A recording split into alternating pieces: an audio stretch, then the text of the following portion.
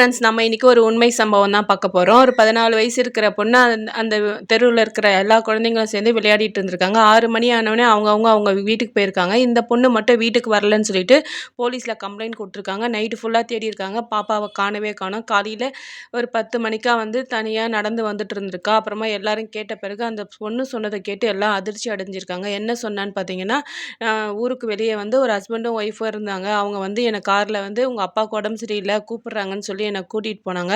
போன உடனே என்ன தாலி கட்டி அவங்க ஒய்ஃப் வந்து என்ன ரூம்ல அவங்க ஹஸ்பண்ட் கூட அனுப்பிட்டாங்க. அவர் வந்து நைட்டு ஃபுல்லாவும் என்ன சீரழிச்சாரு. அழிச்சுட்டு அதுக்கப்புறம் பார்த்தீங்கன்னா, காலையில தாலிய அறுத்துட்டு, "இத போய் வெளியில சொன்னீன்னா நீ அவ்வளோதான்னு" சொல்லி என்ன தொரத்தி விட்டுட்டாங்க. எதுக்காக அவங்க பண்ணாங்கன்னு பார்த்தீங்கன்னா, அவங்க ஜாதகத்த அதிகமா நம்புவாங்களாம். நேரம் சரியில்லையாம், சீக்கிரம் இறந்துருவாராம்.